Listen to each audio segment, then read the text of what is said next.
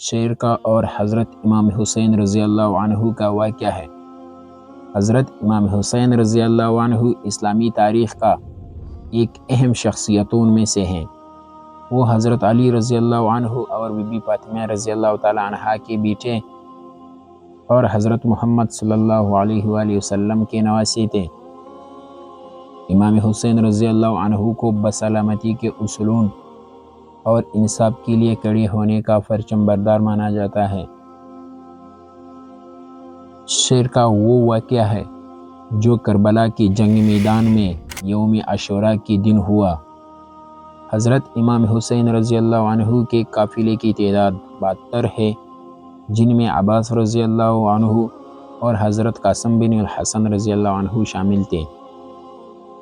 واقعہ کا حوصلہ افزائی کرنے کے لیے حضرت امام حسین رضی اللہ عنہ نے ایک علماء سے مشورہ کی جس کا نام شمیر تھے۔